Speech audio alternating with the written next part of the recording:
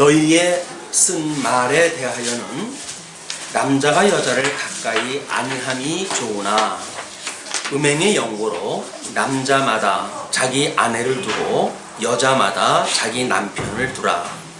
남편은 그 아내에게 대한 의무를 다하고 아내는 그 남편에게 그렇게 할지라. 아내가 자기 몸을 주장하지 못하고 오직 그 남편이 하며 남편도 이와 같이 자기 몸을 주장하지 못하고 오직 아내가 하나니 서로 분방하지 말라. 다만 기도할 틈을 얻기 위하여 합의상 얼마 동안은 하되 다시 합하라.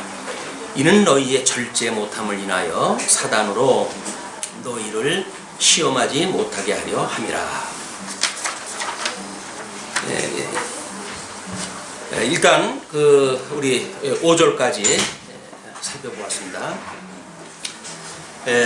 고린도전서를 우리가 공부해가면서 교회에 여러 가지 문제가 있었기 때문에 오늘은 결혼에 관한 교훈이 언급이 되어집니다. 그러나 성경이 하나님의 영광을 계시하시는 성경인데 단순히 인간의 결혼 문제를 취급하기 위해서 지금 이거를 제시했다고 보여지지 않습니다. 그렇기 때문에 성경을 우리 어떤 도덕적 관점에서 이걸 보게 되면 성도들이 어떻게 결혼 생활을 해야 되는지 이런 답을 여기서 얻으려고 그러는데 그거는 원리적으로 맞지는 않습니다. 그렇기 때문에 우리가 고린도전서를 처음서부터 확인해 올 때 두갈식이라고 이렇게 이야기를 했어요.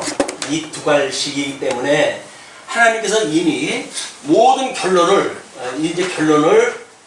우리 1절서부터 9절까지 언급이 되어져 있고 그 나머지는 이 두갈식에 의해서 지금 쭉 교훈에 대한 이야기들이 진행되어지기 때문에 이 두갈식에 전제되어진 인사말을 우리가 제대로 확인하지 않으면 나머지 모든 그 성경의 내용들이 우리 삶의 도덕적인 규범으로 떨어지고 말아요. 그렇기 때문에 어떤 역사적인 배경이라든지 이런 것도 확인이 안 되는 가운데 이 문자적으로 받아들이기 때문에 많은 성도들의 믿음 생활에 오해가 만들어집니다. 이것은 고린도서가 기록이 되어지고 2000년 세월이 오기까지 마찬가지예요. 변한 게 하나도 없어요. 그렇기 때문에 어떻게 보게 되면 각양 주제가 있기 때문에 교회 생활을 하는 데 있어서는 더없이 좋은 성경인지도 몰라요. 왜? 뭐 각양 주제가 다 있으니까. 그런데 그것이 지금 시대를 뛰어넘는 오늘날까지도 그걸 문자적으로 도덕적으로 우리 보고 지키라고 하는 그런 이 교훈서가 아니라는 거예요. 성경은 하나님의 영광을 계시한 거기 때문에 하나님이 지금 무엇을 계시하시고자 하는가 라는 의미를 우리가 발견하지 못하게 되면 또 이제 이대로 해야 되냐 말아야 되느냐 이런 그 문제를 가지고 옥신각신하게 되어지고 많은 우리 뭐 한정적으로 또는 교회 정치적으로 소비가 꽤나 많습니다. 그런 걸로 해서 소진되어지는 힘들도 많고 그러니까 일단 성경을 차례대로 읽어 나가면서 하나님이 우리에게 주셨던 성경을 그냥 이렇게 처음부터 차곡차곡 읽어 나가 보면 그 답이 나와요. 그런데 그걸 중간에 한두 절을 잘라가지고 이제 이야기를 해버리게 되면 강론하는 사람이 자기의 어떤 주관을 이제 강조를 하게 되죠. 자기의 주관이 강조되어지게 되면 성도들이 예를 들어서 요즘 뭐 잘 교회 출석도 안 되고 오늘처럼 이렇게 되어진다.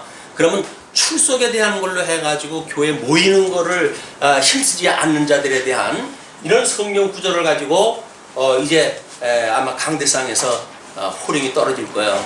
그럼 성도님들은 안 나온 사람들은 못 들어. 이제 나온 사람이 그걸 듣죠. 그래가지고 난 나왔는데 왜 그런 얘기를 들어야 되냐 뭐 이제 이런 시험에도 들고 그러는데 자 보십시오.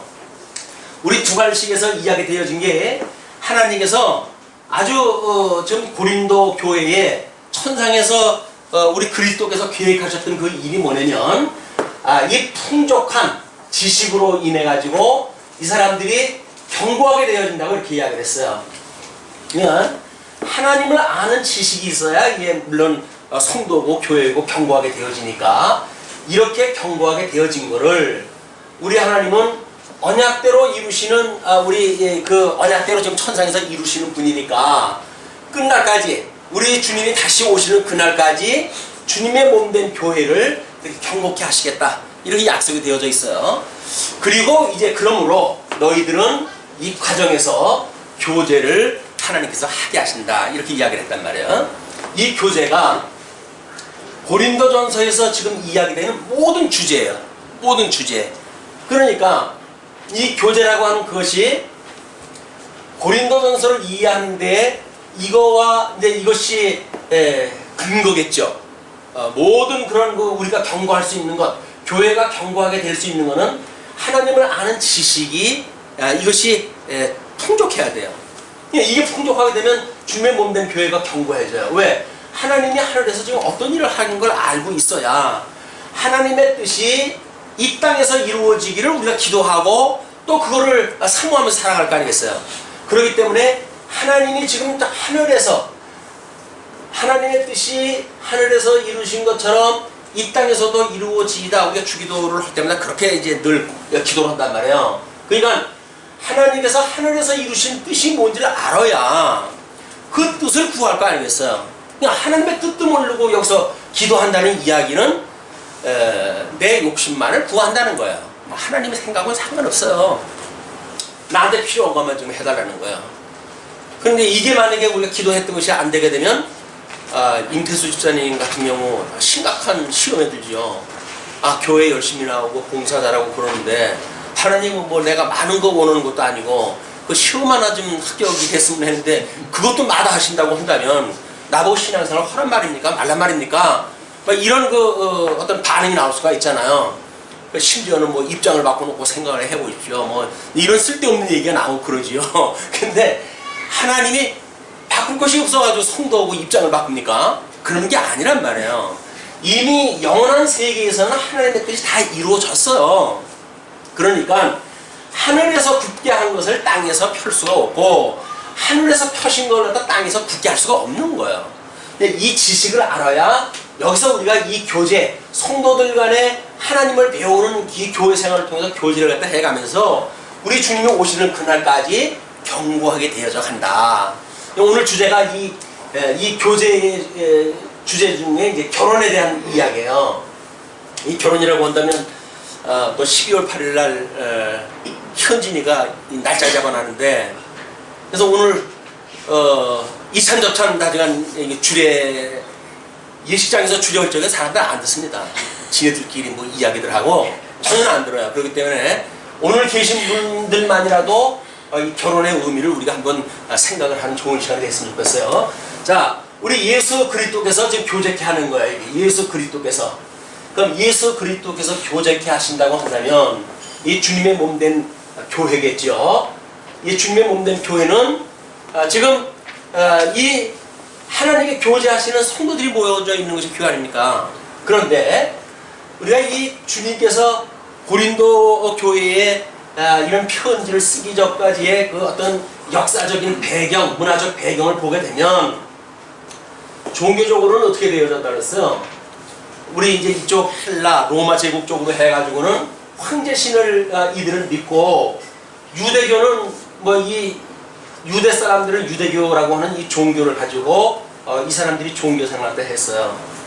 뭐 이 사람들이 어떤 사상계를 보게 되면 이쪽에는 헬레니즘이라고 하는 걸로 해가지고 무장이 되어졌고 이쪽은 헤브라이즘이라고 하는 걸로 해가지고 무장이 되어져 있는 상태란 말이에요. 이미 모든 그런 그 사고의 체계가 굳어져 있는 거예요.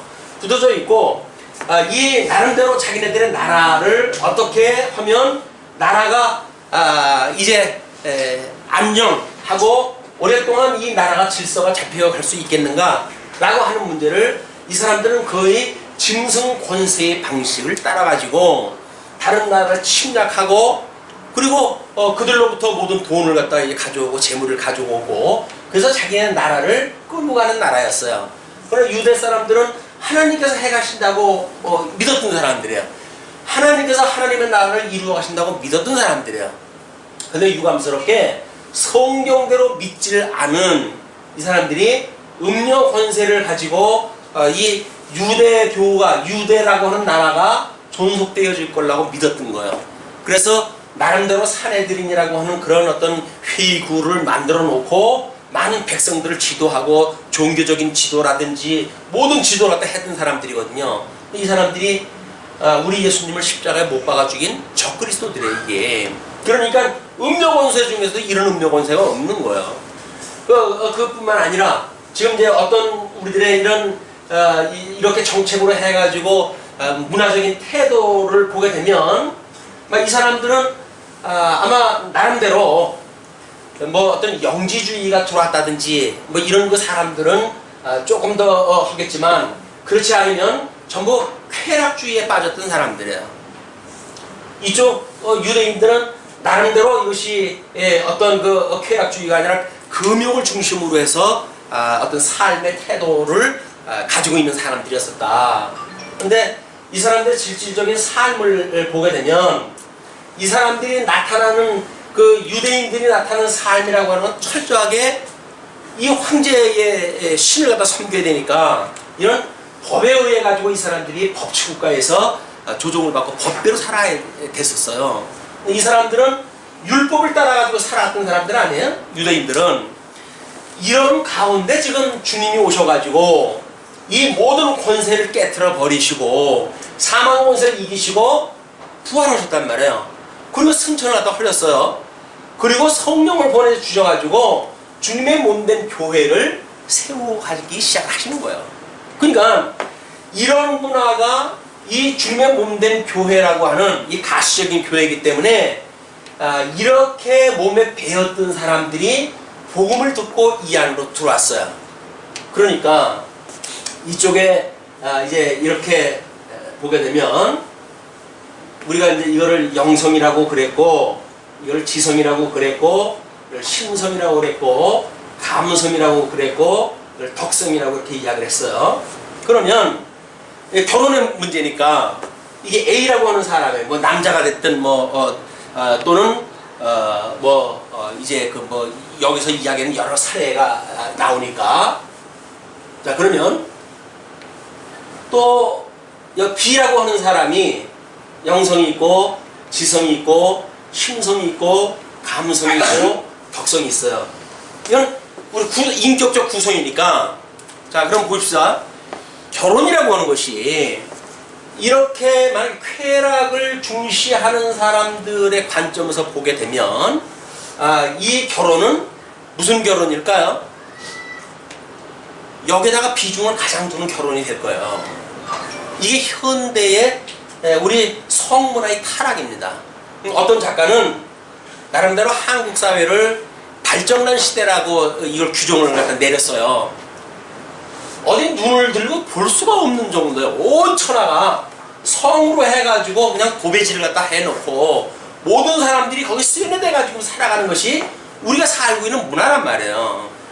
그러면 예수를 그리스도로 믿는 성도들이 과연 결혼을 갖다 한다고 하는 그거는 육과 육의 결합을 갖다 이야기하는가, 이런 생물학적인 결합을 결혼이라고 하는가, 아니면 즉 또 뭐 때로는 이 영적으로만 또 우리가 이야기를 할 수가 있잖아. 영적으로라도 맞지 않으면 우리는 결혼을 다 못한다. 뭐 이래서 종교적 갈등도 일어나고 뭐 이런 이것이 일어날 거예요. 때로는 우리들의 이런 어떤 지성, 막 그 사람이 추구하고 있는 세계가 뭐냐, 세계관이 뭐냐 라고 하는 걸로 인해 가지고 우리는 갈등이 일어나기도 해요. 그러니까는 남녀가 만나가지고 결혼을 갖다 한다고 하는 문제는 이 인격과 이 인격의 만남이에요. 이건 어떤 이렇게 부분을 해가지고 그 사람의 마음이 착해.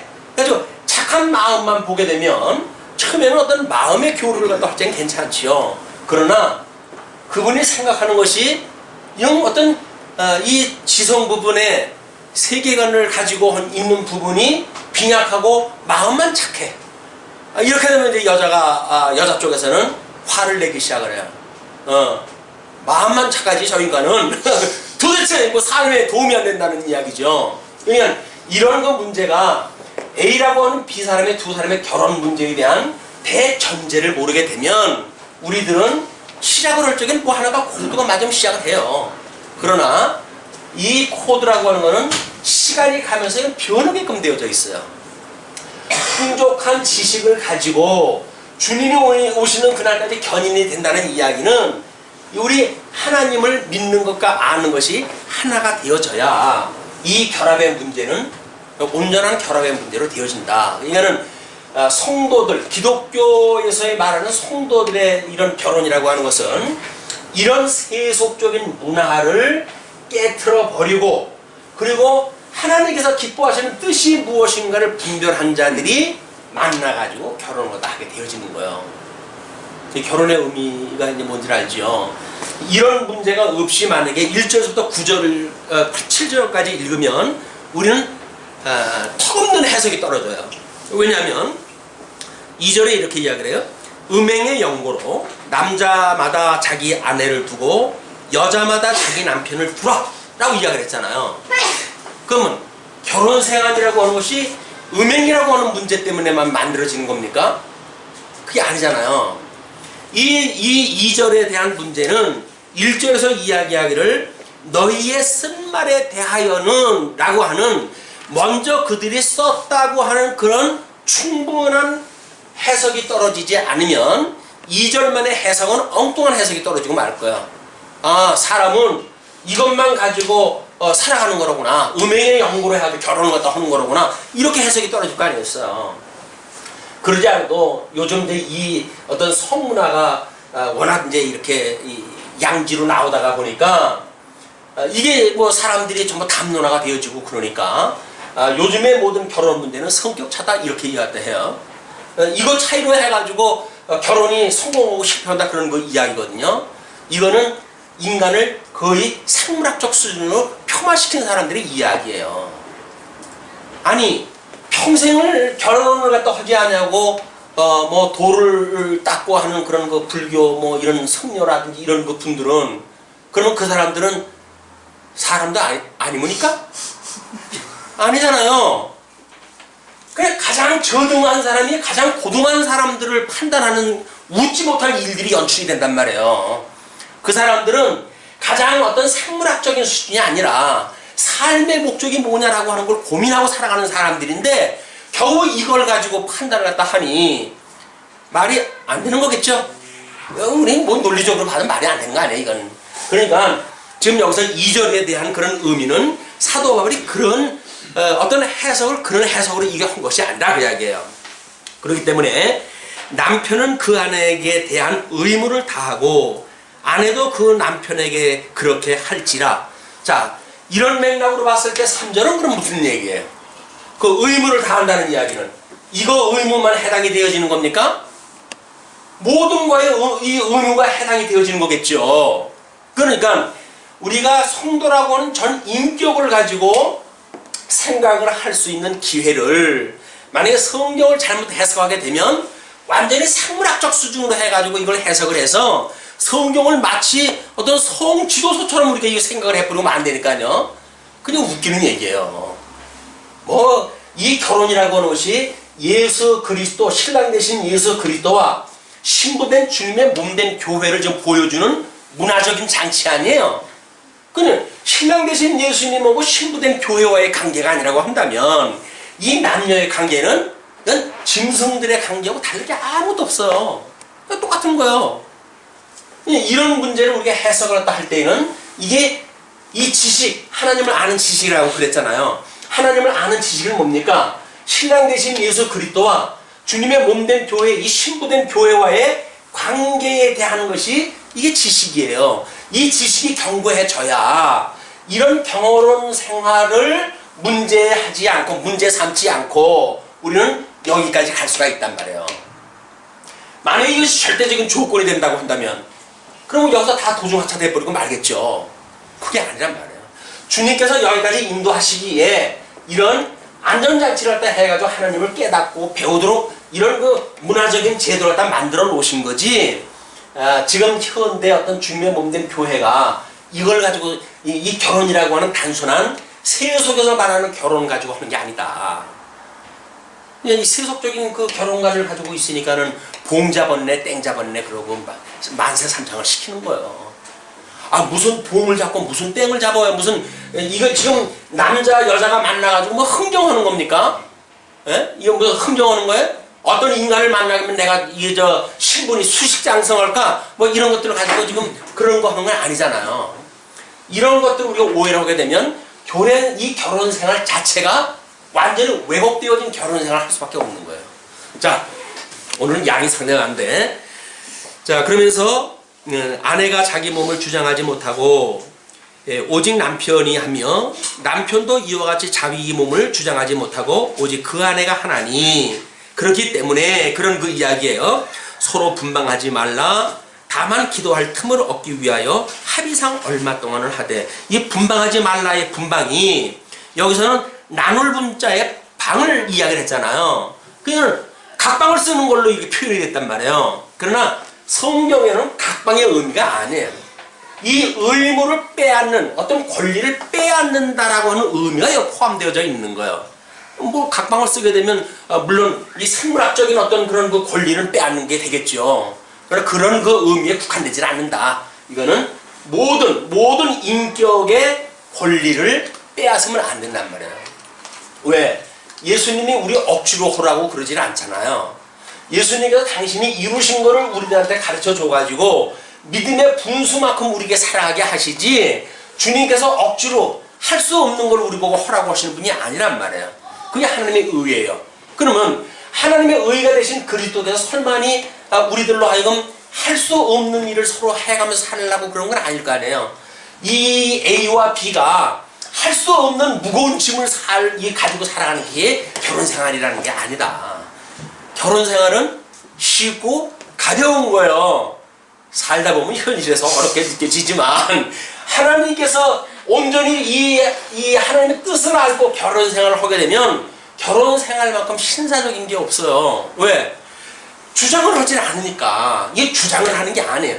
여기서 지금 그 사람의 의무나 권리에 대한 이야기는 철저하게 이 주장하는 자세입니다. 이 주관하는 자세. 남편이 예를 들어서 A라고 하는 사람이 B를 주관한다고 한다면 어떻게 이 관계가 되어지는 거예요? 종속관계가 되어지는 거예요. 그 종속관계가 되어지니까는 자칫 잘못 알게 되면 남편은 하늘, 아내는 땅. 그 하늘과 땅이라고 이렇게 이야기를 한단 말이에요. 우리 옛날 어른들이 아내와 남편의 관계를 하늘과 땅이라고 그러니까 설마니 높고 낮은 종속관계로 이야기를 했겠습니까? 그렇게 지혜 없으신 분들이 아니에요. 하늘천, 따지, 거물현, 누루황. 하늘은 검고 땅은 누르다는 거예요. 그 상태를 지금 이야기를 한 거예요.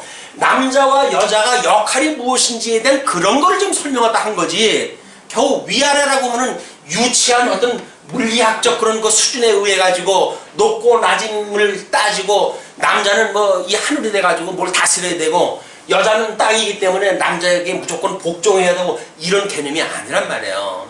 우리 옛날 어른들도 그렇게 무식하진 않았어요.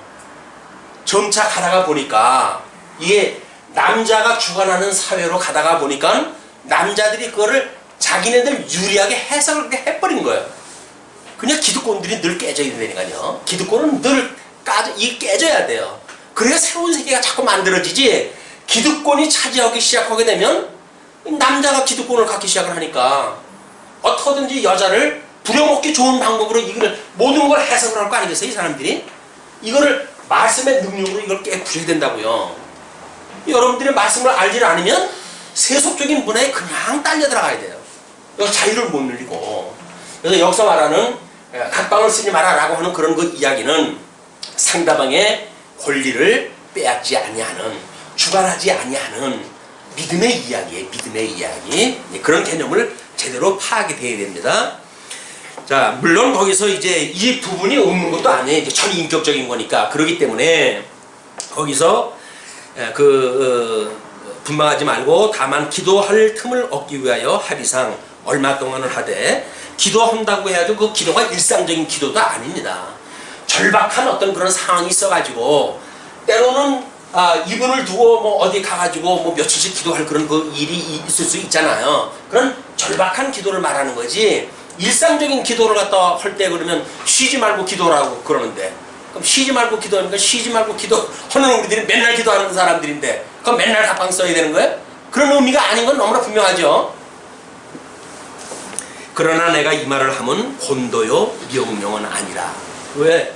우리 예수님께서는 복음서에서 말씀을 하실 때에 결혼의 제도에 대한 그런 문제를 이렇게 어떤 독신에 대한 의미를 두고 이야기한 적이 없어요. 물론 이제 하늘에서 낸 고자라든가 뭐 이런 그 문제를 가지고 설명을 한 적은 있었지만, 그렇기 때문에 예수님이 복음서에서 이야기가 하지 아니한 특별한 그때의 시대적 상황 속에서 사도적인 이 권위를 가지고 지금 그걸 해석을 갖다 해준 거예요. 자, 그러니까 이 말을 하면 곤도요 명령은 아니라 나는 모든 사람이 나와 같기를 원하노라. 그러나 각각 하나님께 받은 자기의 은사가 있으니 하나는 이러하고 하나는 저러하니라. 너무 좋은 얘기죠? 이 주관하지 말라고 하는 거에 뭐예요? 은사가 각각 달라요. 하나는 A라고 하는 은사를 가졌고 하나는 B라고 하는 은사를 가졌으니까 왜 이 은사가 이 사람들이 말하는 것처럼 획일적이 돼야 됩니까? 왜 딱 그래야 돼요? 그건 상업주의에 우리가 빠져버리게 되면, 상업주의가 빼빼로더이에 살인사건 난 거 아시죠? 상업주의자들이 돈 벌어먹기 위해 가지고 어떤 장치를 슬쩍 해놔요. 빼빼로다이는 빼빼로를 먹는 날이다. 이렇게 해가지고 만들어 놓게 되면 청춘 남녀가 그걸 가지고 선물 교환을 다 하고 뭐 이런 문화가 만들어질 거 아니겠어요. 그냥 그런 거에 빠지게 되면 11월 11일은 누구나 딱 떠오르는 게 빼빼로가 떠올라요. 빼빼로 만드는 데서 돈 벌겠지. 그러나 가래떡 만드는 데는 열나니까 왜 빼빼로다이냐, 우리 이걸 가래떡 날이라고 하자 뭐 이래가지고 농민들이 화를 내고 이제 그러시더라고요. 이거는 가장 은사를 모르는 획일화되어진 문화에 빠지더라는 거예요. 애니팡이라고 하는 것이 뭐 나온 지 얼마 안 돼가지고 뭐 엄청난 사람의 숫자가 올라가는데, 그게 50만 점이 넘으면 자기가 알고 있는 사람 카톡으로 해서 전부 이게 공지가 된다면요. 모르십니까? 50만 점이 올라가 봤어야지. 50만 점이 넘으면 자기가 알고 있는 카톡으로 전부 소개가 될 뻔인데요. 그냥 세상 사람들이 전부 허한 가운데 살고 있기 때문에 누군가는 나를 알아주고 싶은 세상 속에 우리가 다 살고 있어요. 우리는 하나님이 우리를 알아준다고 한다면 만족하고 사는 사람들 아니에요. 근데 이 주님이 없는 사람들은 세상에 누군가가 나를 알아줘야 돼요. 이걸 위해서 피 터지고 사는 거예요. 이름을 내기 위해 살고, 누구 위해서 누구한테 나를 소개하기 위해서 날고, 뭐 어떤 사람은 뭐 이상한 그 뭐 몸짓을 갖다 해가지고 이름을 날리는데 나중에 보니까 이름 내기 위해서 그러고 싶어가지고 그런 거예요. 이런 것들이 전부 허한 사람들의 이 사는 세상에서 만들어지는 문화다. 근데 우리는 부여하신 그리스도로 말미암아 사는 사람들이기 때문에 쓸데없는 거 가지고 우리 이름 내고 싶은 것이 없어요. 우리는 다 이름이 뭐예요? 우리 이름은 주의 것이에요. 주의 것. 내 이름은 나는 죽어서 없어요. 예수 그리스도로 말미암아 죽고 우리가 예수 그리스도로 말미암아 다시 살아났다고 믿는다고 한다면, 우리 예수님으로 말미암아 나는 죽고 없는 거 아니에요? 그냥 내가 죽고 없다고 그러면서 뭘 그렇게 내 거를 갖다 뭐 찾으려고 주관을 갖다 하고 그런지 모르겠어요. 그럼 내가 예수님 믿는다는 얘기가 아니에요. 나는 예수님을 믿지 않습니다라고 하는 신앙 고백이에요. 우리가 예수님을 믿습니다라고 하는 그 이야기는 나는 지금 죽어서 없고 나는 주님의 거예요 라고 하는 신앙 고백으로 하면 살아가는 건데, 근데 우리는 여전히 나를 위해 살아가고 있잖아요. 그거는 이쪽 세상의 때가 아직도 벗어지지 않은 이 부분 때문에 그러는 거다. 우리가 이제 그런 복음에 추천한 어떤 그 말씀으로 경고하게 되어지게 되면 나는 정말 죽어서 없어요 주님. 그러니까 주님의 청지기적인 도구로 사용을 해주세요. 나를 위한 삶이 아니라 주를 위한 삶으로 저를 살아가게 해주세요 라고 하는 것이 신앙 고백이란 말이에요. 근데 우리는 주를 위해 살겠다고 그러면서도 여전히 내 이름을 위해 가지고 주를 위해서 살겠다고 그러니까 예수님이 보시게 되면 참 답답할 거예요. 그러니까 어떻게 가르쳐가지고 저걸 알게 할까. 우리 말은 그러잖아요. 내가 주를 위하여 이 한 몸 바치겠습니다. 근데 이 한 몸 바치는데 드러나는 건 누구야? 전부 내 이름이에요. 내 이름으로. 내 이름으로 뭐하고 내 이름으로 뭐하고 내 이름으로 뭐하고 전부 내 이름으로 하는 거예요. 우리 하나님의 주님의 이름으로 하는 거 아무것도 없어요. 나중에 기도 끝나고 예수님의 이름으로 기도합니다. 그 한마디만 주님의 이름이지 나머지 건 전부 내 이름으로 산단 말이에요. 이게 주님의 몸된 교회 성도의 삶이 아니라는 겁니다. 동의하십니까? 예배 시간이 없을 수 없이 동의가 없겠지. 그러나 여기서 우리가 정말 주님의 것이기 때문에 난 죽어서 없어요. 이렇게 믿어야 우리 주님이 오시는 그날 이게 내 몸을 다시 살리실 것을 믿고 신령한 몸으로 살아날 걸 우리가 믿고 그리고 살아가는 것이 믿음으로 사는 이 세계 사는 거예요. 이 과정에서 믿음으로 사는 세계. 자, 8절로부터 9절까지 독신자들에게 절제할 수 없으면 결혼을 하고 이야기합니다. 내가 혼인하지 아니한 자들과 및 과부들에게 이르노니 나와 같이 그냥 지내는 것이 좋으니라. 사도 바울은 끊임없이 나와 같이 그렇게 이야기를 해요.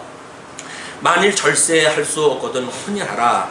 정욕이 불같이 타는 것보다 혼인하는 것이 나으니라. 혼인하는 자들에게 내가 명하노니 명하는 자는 내가 아니요 주시라. 여자는 남편에게서 갈리지 말고 만일 갈릴지라도 그냥 지내든지 다시 그 남편과 화합하든지 하라. 남편도 아내를 버리지 말라. 그 남은 사람들에게 내가 말하노니 이는 주의 명령이 아니라 만일 어떤 형제에게 믿지 아니하는 아내가 있어 남편과 함께 살기를 좋아하거든 저를 버리지 말며 어떤 여자에게 믿지 아니하는 남편이 있어 아내와 함께 살기를 좋아하거든 그 남편을 버리지 말라. 자, 이거는 뭐 교중 사람들의 그 문제고 이 교중 바깥에 아직 있는 사람들도 이 관계를 맺을 수가 있겠죠. A라고 하는 B라고 하는 관계가 갖게 되어지는데 그렇게 되어질 때 그거를 나누지 말란 말이에요. 나누지 마라. 그런 그 이야기를 해요. 왜냐하면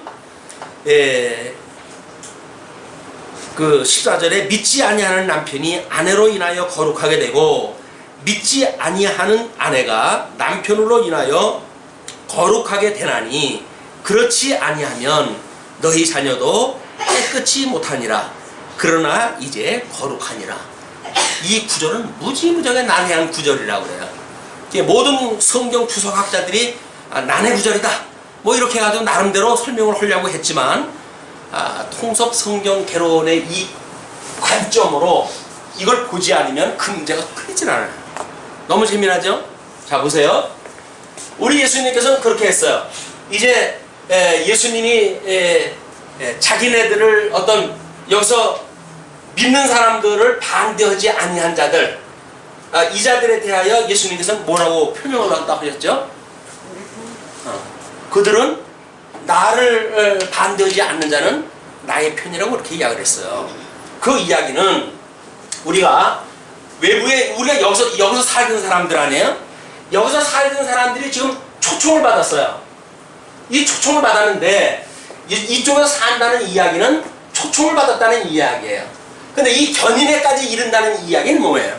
이거는 하나님의 택함을 받지 않으면 갈 수 없는 길이에요. 우리가 많은 사람들한테 전도하잖아요. 전도해요. 초청을 해요. 그 초청을 하는데도 불구하고 그들이 예수님을 영접을 하고 여기까지 가는 사람들은 택함을 받은 사람들만 가요. 그러나 초청을 받은 사람들은 많지만 택함을 받은 사람들은 적다는 것이 우리 예수님의 말씀이에요. 그러니까 여기서 초청을 받는 일로 인해 가지고 남자와 여자가 지금 결혼의 관계를 가졌다는 이야기는 한 몸을 가지고 있다는 이야기 아니에요. 그 한 몸을 가지고 있기 때문에 이 사람은 비록 예수를 믿지 않는다 할지라도 그 아내의 신앙생활을 반대하지 않는 한 이건 같은 편이에요. 비침을 받은 거예요. 이 진리의 비침을 받은 거예요. 그런데 만약에 그 진리의 비침을 받아가지고 이 여자로 말미암아 여기까지 가게 될 수 있는지 없는지는 아무도 몰라요. 그렇기 때문에 제가 하는 이야기예요. 뭐라 그러죠? 그 15절 혹 믿지 아니하는 자가 갈리거든 갈리게 하라. 형제나 자매나 이런 일에 구속받을 것이 없느니라. 그러나 하나님은 화평 중에서 너희를 부르셨느니라. 믿지 않은 자가 믿는 걸로 인해 가지고 나 너하고 못 살겠다. 라고 만약에 이야기를 한다면 갈라져라 그 이야기예요. 왜? 지금 우리는 예수 그리스도 우리가 한 몸이 되어졌다고 하는 이것이 가장 중요한 것이지 결혼 자체가 중요한 것이 아니잖아요. 그냥 이것이 만약에 겁을 갖다 한다. 너 교회 나가려고 한다면 뭐 나하고 헤어져 뭐 이런 요구가 있을 수 있단 말이에요. 그렇게 된다고 한다면 갈라져라 그 이야기예요. 이 안에 있는 성도들한테는 아무런 이 세상 법이라든지 이런 거에 대해서 저촉받을 게 아무것도 없다는 거예요. 자유롭다는 거예요. 그러니까 그렇게 하라는 이야기예요. 그러면서 아내된 자여 내가 남편을 구원할는지 어찌할 수 있으며 남편 된 자여 내가 내 아내를 구원할는지 어찌할 수 있으리요? 그렇죠? 이것이 지금 진리를 가지고 있는 자와 함께 결혼을 했으니까 여기까지 이르게 할 이걸 우리가 광의적인 구원이라고 이렇게 이야기해요. 광의적인 구원. 이건 광의적인 구원이에요. 넓은 의미에서 구원이란 말이에요. 이거는 협의적인 구원이에요. 좁은 의미로 해가지고 뭐 예수 믿고 난 예수 믿었어요 구원받았어요 라고 말하는 사람들은 협의적인 구원이에요. 그러나 성화의 단계를 거쳐서 견인의 영화에 이르기까지 성도의 삶을 전체를 갖다 봤을 때 그거를 광의적인 구원이라고 이야기를 하는 겁니다. 그러니까 만약에 이런 관계라 할지라도 교종 바깥에 있는 사람이라 할지라도 만약에 이 아내와 이런 복음으로 인해 가지고 지금 초청을 받아가지고 한 가정을 이루고 있고 반대를 하지 않으니까 이렇게 살고 있다가 이것이 점점 깊어져가지고 구원을 받게 할 수가 있을는지 누가 하려느냐 그 이야기예요. 동의하시죠? 자 그러면서 17절서부터 이제 장면이 바뀝니다. 부르심을 받은 그대로 하나님과 함께 거하라고 이렇게 이야기를 합니다. 오직 주께서 각 사람에게 나눠주신 대로 하나님이 각 사람을 부르신 그대로 행하라. 내가 모든 교회에서 이와 같이 명하노라.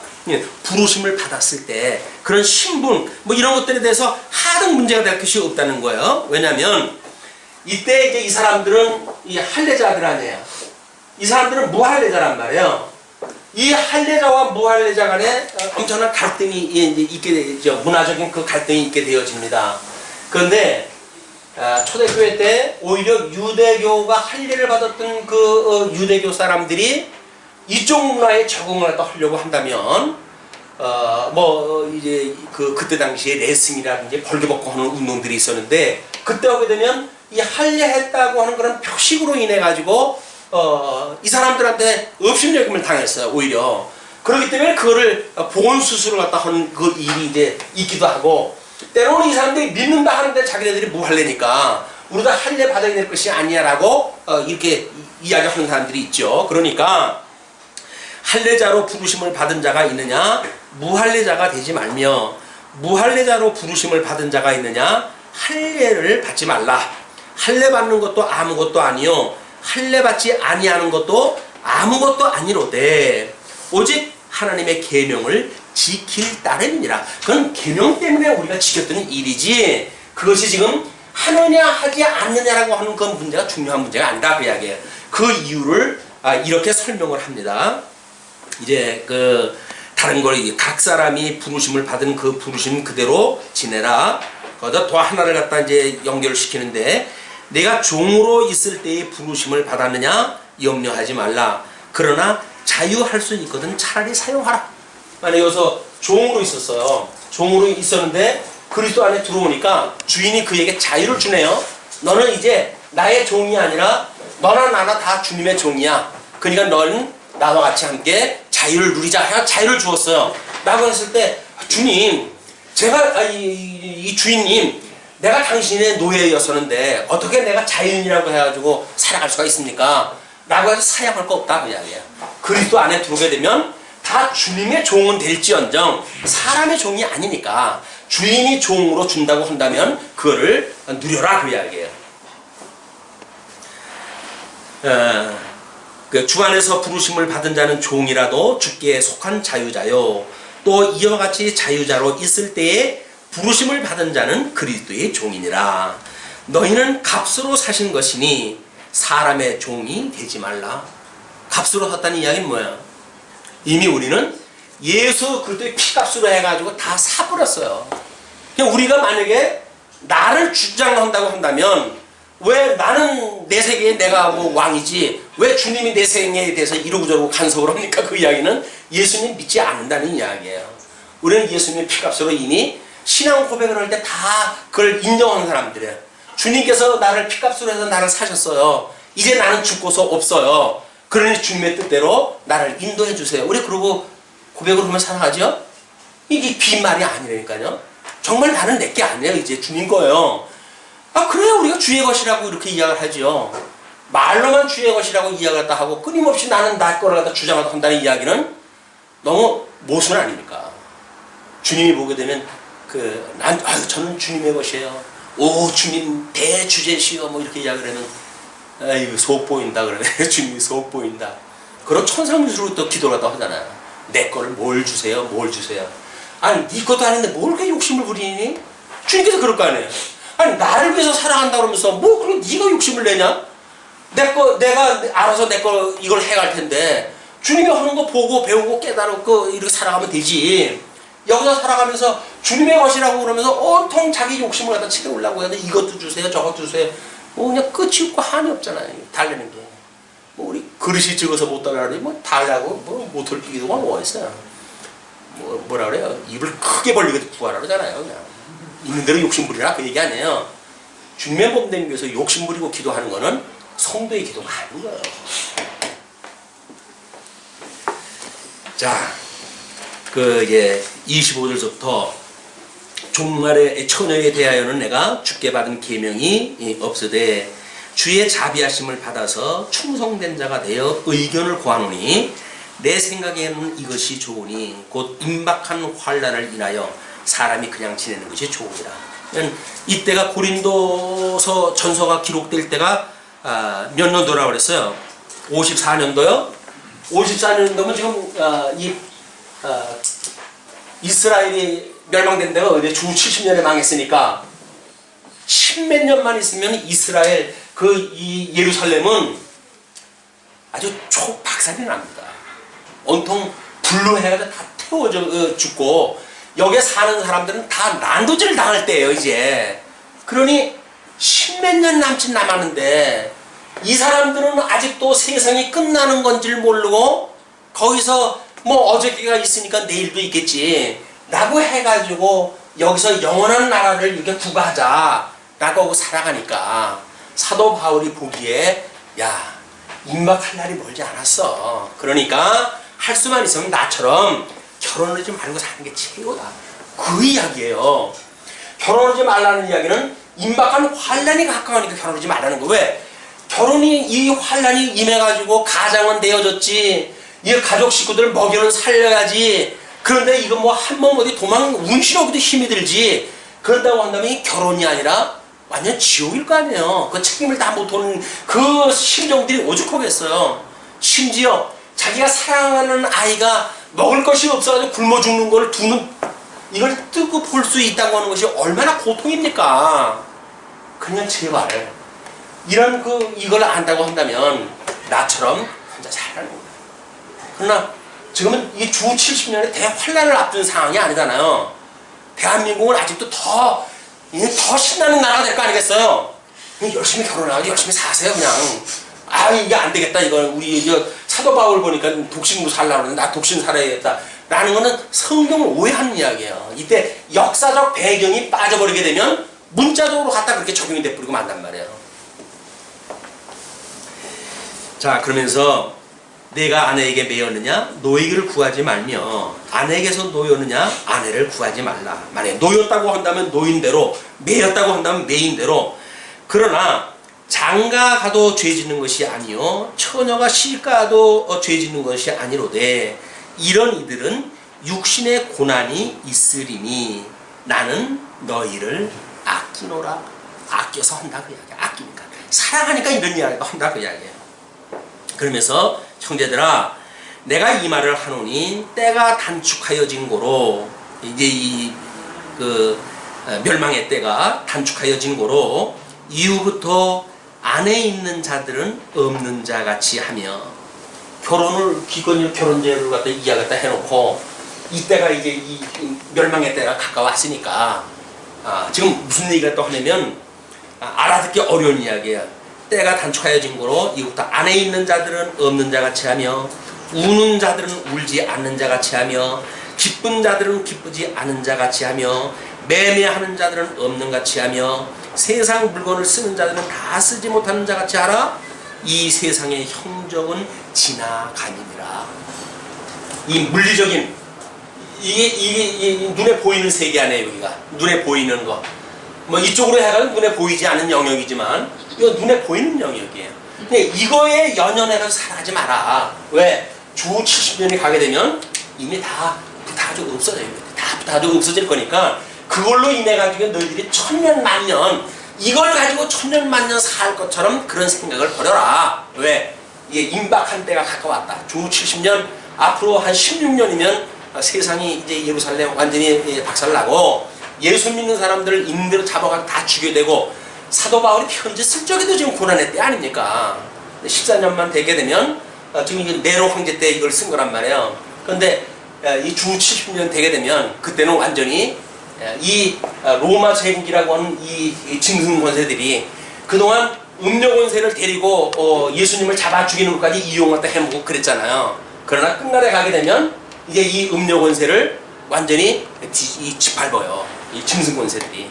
그런 때가 오니까 너희들이 조심하다 해라. 그런 거 이야기. 이 이야기는 결국 요한계시록 이야기랑 똑같은 이야기예요. 요한계시록. 세상 말에 있을 요한계시록의 이야기가 지금 계속 되어지는 거야. 요거를 이제 요한계시록을 배경을 옮겨놓으면 똑같은 이야기가 돼버리는 거야 이게. 자 그러면서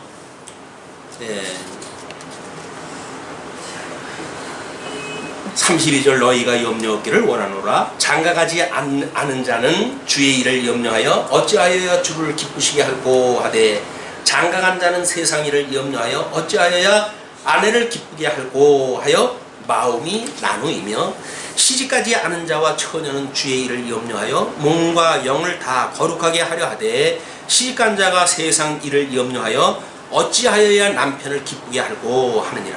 이런 임박한 환난 날의 지금 이야기예요. 보통 때 결혼을 하지 말라는 이야기가 아닙니다. 내가 이것을 말하면 너희의 유익을 위하며 너희에게 올무를 놓으려 함이 아니니 오직 너희로 하여금 이치에 합하게 하여 분요함이 없이 주를 섬기게 하려 함이라. 여기서 끊임없이 이 미숙한 이렇게 견고한 이 지식, 풍족한 지식이 견고케 되어진다고 그랬는데 고린도 교회는 그때 어떤 수준이라고 그랬어요? 젖을 먹는 수준이라고 그랬잖아요.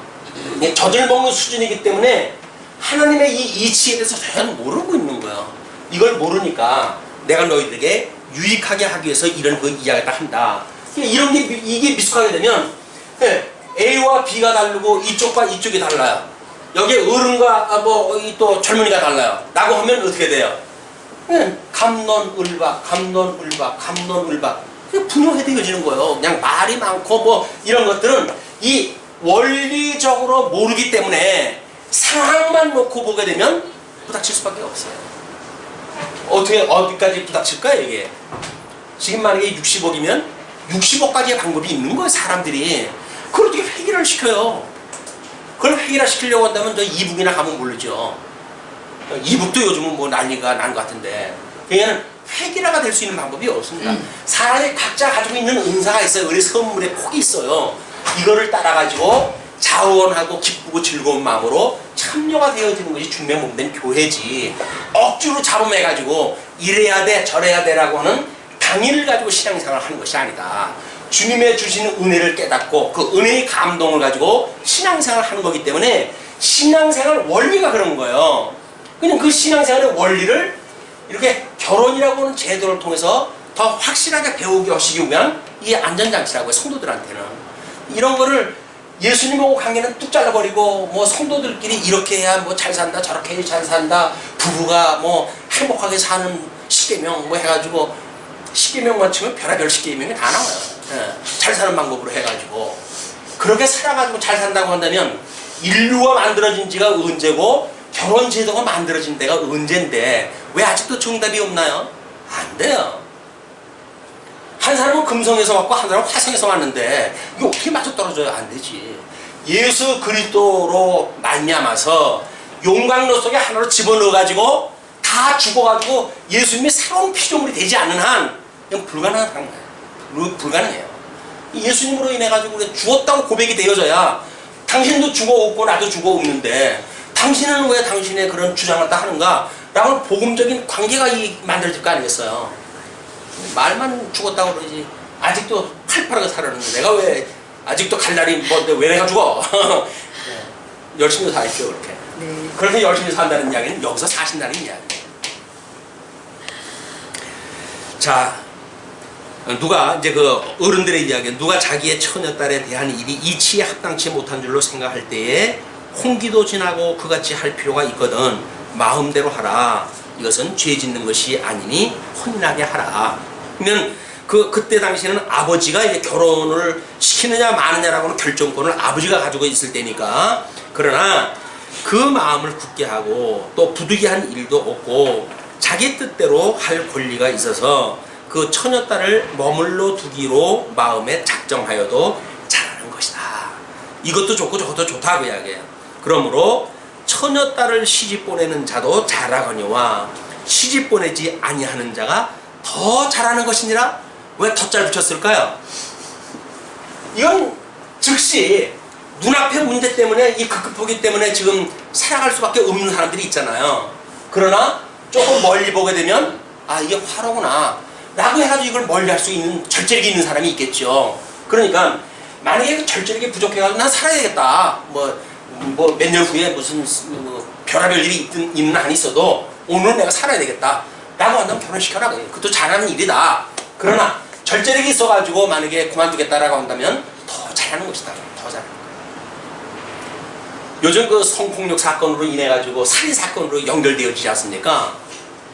그 사람들 경찰에 끌려온 모습을 보게 되면 성폭력 했던 거를 감추기 위해서 그 사람을 죽여요. 그 사람을 죽인 거를 감추기 위해 가지고 시체를 유기시켜요. 그러니까 호미로 막을 걸 가루로 막게끔 이렇게 되어진다니까요. 근시안적으로 이렇게 아주 이 동물적으로 사는 사람들 뭐 뒷일 생각하지 않는 그런 사람들 있잖아요. 이런 그 사람들은 당장 눈앞에 다냐 쓰냐가 문제지 달기만 하면 먹고 독약이 되더라도 먹고 사는 사람들 먹고 보자 하는 사람들이에요. 이런 사람들이 여기에 주로 사는 사람들이니까 우리가 이 안에서 산다고 한다면 이런 거를 경계해야 되겠죠. 당장 나한테 눈앞에 이익에 급급하다고 하는 이야기는 매우 안목이 짧은 거예요. 조금 뒤를 보고 그래서 우리 주님이 오시는 그날까지 내다볼 수 있다고 한다면 우리는 그 소망을 가지고 사는 사람들 아니에요? 그냥 우리는 어떠한 문제가 생긴다고 하더라도 우리는 여기서 전쟁이 일어날 이유가 없어요. 왜? 우리 주님께서 여기까지 인도해 가시기 위한 교육의 장이니까 하나님 배우고 깨달으면 되지. 내가 살아있다고 생각이 들어도 내 주관대로 돼야 되고 이 주관을 갖다 하고 뭐 자기가 나름대로 이 주권적인 어떤 그런 일을 행사하려고 하고 이렇게 하면 교인들 생활이나 이 목사나 전부 어려운 거예요. 교회 목사라고 한다면 가르치는 은사를 가졌으니까 가르치는 일을 하면 돼요. 근데 가르치는 일에 머무르지 않고 그 사람의 믿음을 내가 좌지우지하려고 하니까 이러세요 저러세요 라고 이해하다 하니까 그럼 다른 사람은 종인가요? 아 우리가 그리스도의 종이지 목사의 종이 아니잖아요. 장로의 종이 아니잖아요. 근데 왜 우리가 그러고 살아야 되냐고 교회 생활을. 이제는 21세기 대한민국의 어떤 이 지성 문제로 봐가지고 깨일 때도 됐건만 아직도 이 지성의 세계는 깜깜한 절벽 속에 암흑 속에 지금 살아가고 있는 것 같아요. 왜? 이 신앙이라고 하는 문제에 뭐 저주가 혹시 임할까라고 하는 문제 때문에 우리 주님이 저주를 갖다 주지 목사나 장로나 교회 어떤 직분자 같은 사람이 저주 주는 게 아니에요. 모든 심판은 우리 주님께서 하신다. 주님의 뜻대로 해가는데 심판할 일이 없어요. 네. 39절 아내가 그 남편이 살 동안에 매어 있다가 남편이 죽으면 자유하여 자기 뜻대로 시집갈 것이나 주 안에서만 할 것이니라. 그러나 내 뜻에는 그냥 지내는 것이 더욱 복이 있으리로다. 나도 또한 하나님의 영을 받은 줄로 생각한다. 그러니까 우리 예수님이 성령을 보내주셨잖아요. 이분께서 사도 바울을 통해 가지고 지금 이걸 가르치신단 말이에요. 이 그리스도의 영 성령을 우리 사도 바울도 받아가지고 같은 지금 중생한 너희들에게 이걸 가르치니까 이 영적으로 해가지고 교감이 되지 않겠느냐. 그러니까 나도 하나님의 영을 받은 줄로 내가 안다. 그러니까 내 말은 내 말로 끝나는 것이 아니라 주님의 말이고 성령님의 말이고 내 말이 너의 이 영과 같이 뭔가 이 어떤 코드가 맞는다고 한다면 내 지도를 듣게 되어지게 되면 너희들이 이 환난 날에 평안한 그런 시대를 보낼 것이다. 그런 그 이야기입니다. 자, 오늘 우리 다른 순서가 있고 그러니까 줄이죠. 기도하시겠습니다.